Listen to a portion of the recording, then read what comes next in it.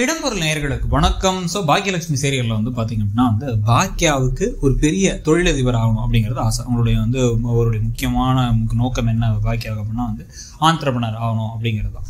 So அதுக்காக அவங்க நிறைய விஷயங்கள் செஞ்சுட்டு இருக்காங்க. ஆனாலும் பாத்தீங்கன்னா பல சமயங்கள்ல கோபி அவங்களை இடியட்னு சொல்றது உண்மைங்கிற மாதிரி சில விஷயங்கள் பண்ணுவாங்க. அதுலதான் நம்ம அடிக்கடி சொன்னது என்ன அப்படின்னா ஒரு கான்ட்ராக்ட், இப்போ ராதியாவுடைய கம்பெனியில் ஒரு கான்ட்ராக்ட் கிடைக்குது. அந்த கான்ட்ராக்ட் அப்ளை பண்ணுறாங்க. அந்த கான்ட்ராக்டுடைய டியூரேஷன் எவ்வளோங்கிறது அந்த அக்ரிமெண்ட்லேயே கொடுத்துருப்பாங்க. அந்த அக்ரிமெண்ட்டை படிச்சதுக்கு MBA படிச்ச ஜெனி தான் அப்போ கூட இருந்தாங்க. அவங்க தான் கொட்டேஷனே கொடுத்தாங்க. அப்ளை பண்ணதுக்கு எல்லாத்தையும் பண்ணாங்கன்னு நினைக்கிறேன். ஞாபகத்துக்கு கரெக்டாக இருந்தால்.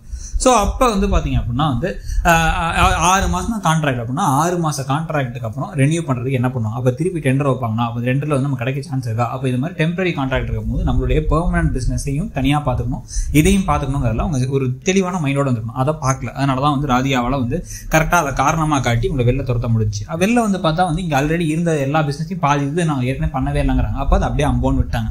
காலேஜ் அம்போன்னு விட்டாச்சு.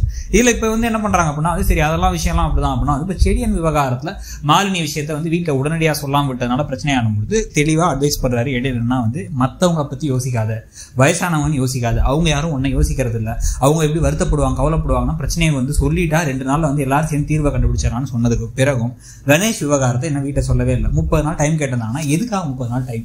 என்ன பண்ண போகிறாங்க? 30 நாளில் எழில்ட்டு பேசி புரிய வச்சு சரிப்பா அனுப்பிவிடலாம்ப்பா அந்த 2 பேர்த்தையும் அப்படின்னு அனுப்பிவிடலாம்னு நினைப்பாங்க.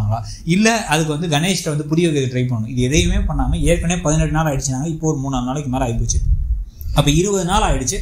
இப்ப சீக்கிரமாவே கணேஷ் இவங்க கையில இந்த எக்ஸிபிஷனை முடிச்சு பணம் கையில வந்துச்சுன்னு சந்தோஷப்பட்ட அடுத்த நிமிஷம் வாசல்ல நின்று குழந்தையும் ஒய்ஃபையும் அனுப்பி வைங்க, அது 2 என் குழந்தை என் ஒய்ஃபை, இந்த கல்யாணமே செல்லாது, நான் உயிரோட தான் இருக்கேன் எப்படி அப்படின்னு கேட்டா TRPக்காக நான் உயிரோட கொண்டு வந்துட்டாங்க, நான் செத்து போனவன் தான் கொண்டு வந்துட்டாங்க அப்படின்னு சொல்லி நிக்க போறாரு.